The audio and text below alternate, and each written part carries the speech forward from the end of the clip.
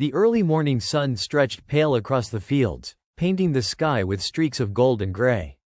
Clara stood at the doorway of her family's farmhouse, clutching her worn shawl tighter around her shoulders.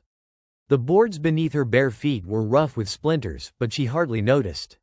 What stung her more were the voices inside, the low rumble of her father and the sharp, cutting tone of her stepmother. Their words carried through the walls as if meant for her ears. "She's no use to us, Henry," her stepmother said, her voice cold as iron. "A girl that can't pull her weight is nothing but another mouth to feed." Clara closed her eyes, her breath catching. She knew they had been speaking about her in whispers for months, but now the words had finally become a sentence. Her father's voice followed, heavy with reluctance but not with love. "We can't keep her much longer. The boys are tired of working while she sits with her head in the clouds. Maybe if she'd been born stronger." The words fell like stones against her chest. Clara wasn't lazy. She rose before dawn each day, carrying buckets from the well until her arms burned, gathering eggs, and tending to the small children of neighbors when asked. But her stepmother only saw what Clara was not, the son she never could be, the worker she could never become. The door creaked open, and Clara's stepmother appeared, her hands on her hips, eyes hard and unyielding. In her hand was a small cloth sack. She thrust it toward Clara without ceremony. "Take it. Bread and a flask of water. That's all you'll get. Best you find yourself another place to be before sundown." Clara's heart lurched. "You're casting me out?" she whispered. "You were cast out the day you proved you'd never be worth your keep," the woman snapped. "A burden to this family. Better you learn to survive on your own." Her father lingered behind his wife, his face lined with guilt but not enough courage to stop what was happening. He looked away when Clara's eyes searched his for mercy. The brothers she had grown up alongside, strong-shouldered and sneering, smirked from the corner. To them, it was a kind of victory, proof that her weakness had finally been exposed. Tears welled in Clara's eyes, but she would not let them fall here, not before those who had branded her worthless. With trembling fingers, she accepted the sack, pulled her shawl tighter, and stepped off the threshold of the only home she had ever known. The dirt road stretched before her, winding into the hills beyond town. Her shoes were thin, her stomach hollow, but pride carried her farther than she thought her legs could go. Behind her, the farmhouse shrank into the distance, and with it the voices that had condemned her. She tried to steady her thoughts as the day wore on. Each step seemed to hammer home the truth: she was alone. The world ahead was wide, dangerous, and indifferent to a girl like her. Coyotes howled in the distance, and the mountains loomed high like silent judges. But deeper than her fear was a spark she did not yet understand. For the first time, Clara's fate was not in her family's hands. She had been cast out, yes, discarded as though her worth could be measured in bushels of wheat or the strength of her arms. But as the wind tugged at her shawl and the road led her closer to the unknown, a fragile seed of hope took root. Somewhere beyond those mountains, perhaps, was a place where she could belong, not as a burden but as herself. What Clara did not yet know was that destiny had already begun to stir. Somewhere in the wilderness ahead, a man who had long since given up on love would one day find her crumpled in the snow. And from the ashes of her family's rejection, a new story would rise, one of heart, home, and unexpected love. High in the mountain country, where the trees grew thick and the air carried the sharp bite of pine, Elias Cutter lived in silence. His cabin was built from hand-hewn logs, its roof patched with rough shingles and pine tar, the smoke from its stone chimney rising in thin threads that vanished against the gray sky. Few souls dared to travel so far into the wilderness, and Elias had long since stopped welcoming company. He had once been a man of the town, a husband, even a father. Years ago, tragedy had carved a hollow in his chest that no drink, no work, no prayer had been able to fill. His wife, Sarah, and their infant daughter had been taken by fever one bitter winter. By spring, Elias had sold what little tied him to civilization and disappeared into the mountains. Out here, the world asked no questions, and he owed nothing to it. Elias lived by routine. Before dawn, he chopped wood, the axe biting deep into cedar and oak until neat piles stood stacked against the cabin wall. He hunted rabbits and deer with a steady rifle, smoked the meat, and tanned hides for trade when he made the rare journey into town. He trapped beaver by the creek, checked snares for fox, and patched old tools until his calloused hands were black with pitch and dirt. But for all his labor, the silence pressed heavy. Nights were the worst. When the wind howled against the cabin, Elias sometimes imagined it was the laughter of his lost child, or the soft hum of his wife's voice beside the fire. He would shake himself free of the memory, pour another drink, and stare at the flames until sleep dragged him under. The townsfolk had names for men like him: recluse, hermit, wild. They called him the mountain man, half with respect, half with fear. Elias preferred it that way. People brought questions, pity, or worse, expectation. Solitude was safer. Solitude didn't leave you broken. Yet life has a way of shifting when least expected. One late afternoon, as a storm gathered over the peaks, Elias set out to check his traps near the treeline. The wind picked up, biting with the promise of snow. He pulled his coat tighter, scanning the ridge, when he spotted a figure in the distance. At first, he thought it was an animal, perhaps a deer stumbling against the weather.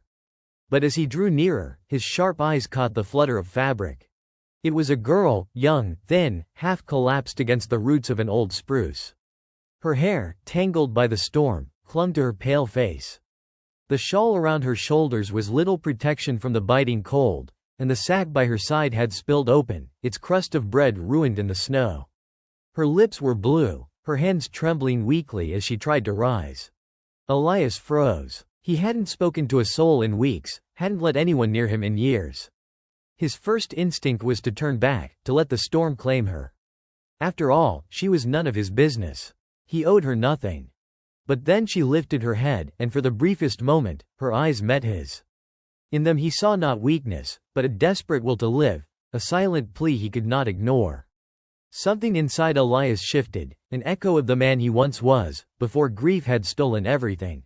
With a growl at his own stubborn heart, he strode forward, scooping her into his arms as though she weighed no more than a child. Her body was ice against him, her breath shallow but still present. "Hold on, girl," he muttered under his breath, though he wasn't sure if she could hear. "Don't you quit on me now." The storm broke as he carried her, snow whipping into his face, but Elias pressed on toward the glow of his cabin. For the first time in years, his solitude had been broken, and he knew, even then, that nothing would ever be the same again.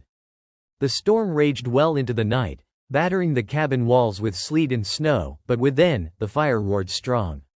Elias laid the young woman, Clara, she had whispered faintly before slipping back into a daze, upon the cot near the hearth. He wrapped her in wool blankets, stoked the fire until it crackled high, and set a pot of broth to warm.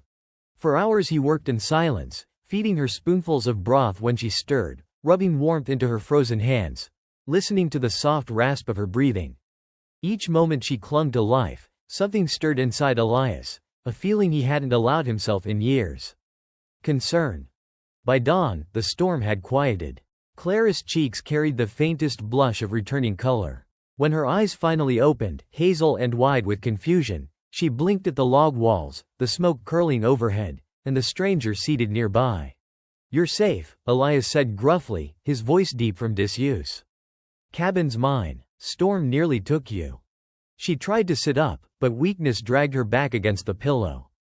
Embarrassment colored her face as she whispered, I thank you, sir. I didn't mean to trouble anyone."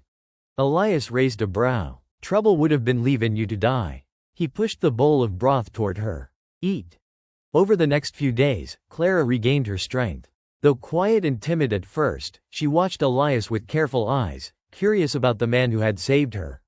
She saw how he moved through his routines, splitting logs with a steady rhythm, mending a broken snare, carrying in water from the creek. His silence wasn't cruel, it was deliberate, as though words were costly and he dared not waste them. Clara, though weak, insisted on helping where she could. She swept the dirt floor, folded blankets, and mended a torn sleeve of his shirt with neat stitches. When she discovered flour in his stores, she baked flatbread over the hearth, the scent filling the cabin with warmth Elias had nearly forgotten. "You don't need to do all that," he muttered when he saw her bustling one morning. Clara gave a small smile, the first he had seen. "I need to. It helps me remember I'm not useless." The word hung between them like a shadow, and Elias saw the flicker of pain in her eyes. He didn't press her story, but he guessed enough. He had known what it was to be discarded, to feel unneeded. And though he said nothing, a quiet respect settled in him for her determination. The days stretched into weeks. The cabin, once hollow with silence, began to change. Clara's laughter, soft, almost hesitant at first, echoed off the log walls when she burned a loaf of bread or dropped a ladle into the pot. Elias, who had long grown used to the groan of wood and the howl of wind, found the sound strange but not unwelcome. He taught her the ways of mountain life. How to split kindling without shattering it, how to set a snare with steady hands, how to read the sky for storms. She listened intently, eager to learn, and soon she was walking beside him on his chores, not merely trailing behind.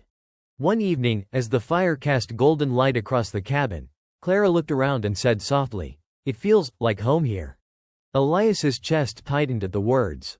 For years, his cabin had been nothing more than shelter, a place to eat, sleep, and endure. But now, with the gentle hum of her voice and the scent of bread cooling on the shelf, it felt different. It felt alive. He didn't say what stirred in him then. He only nodded, his eyes lingering on her longer than he meant.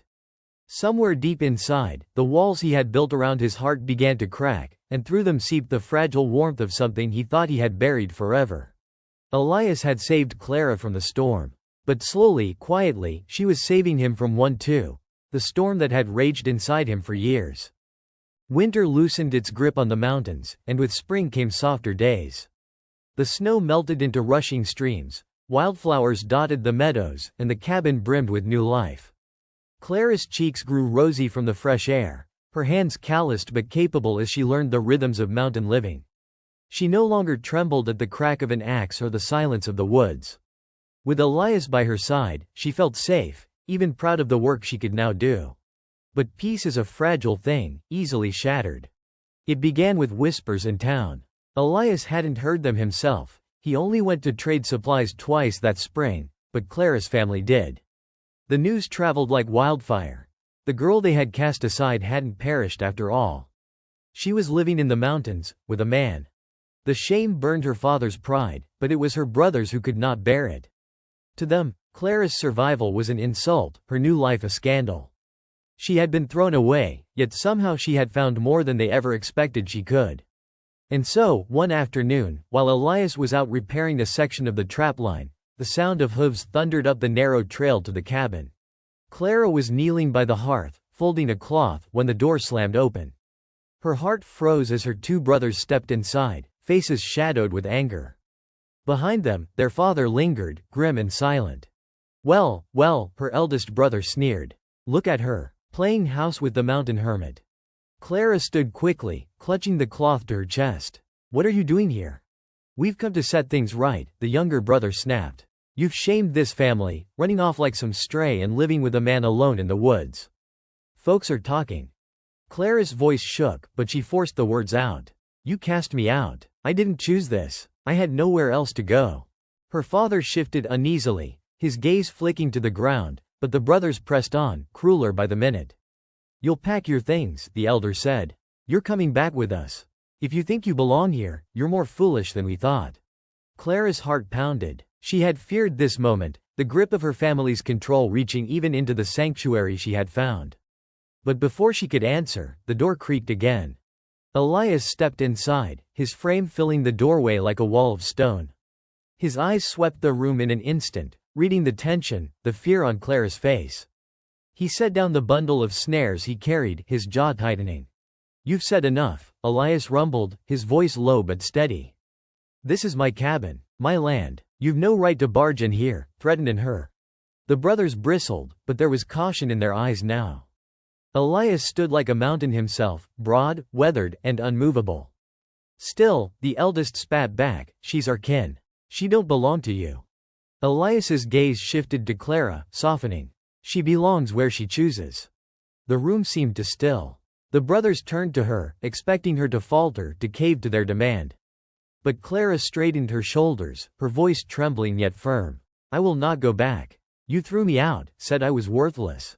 Here, I found worth. I found a life. You can't take that from me. Her words struck harder than any blow.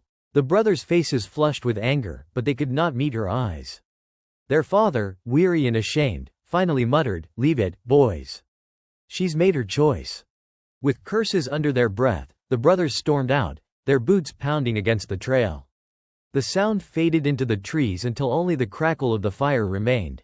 Clara's legs gave out, and she sank to the chair by the hearth, trembling. Elias crossed the room, kneeling beside her. His hand, rough and scarred, rested gently over hers. "You stood your ground," he said quietly, pride in his voice. "That took more strength than they'll ever have." Tears welled in Clara's eyes, but this time they were not from fear, they were from freedom.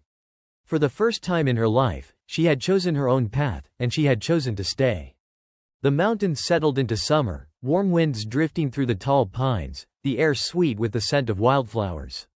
Life at the cabin took on a rhythm, simple, steady, and unbroken by the storm of shadows Clara had faced when her family returned.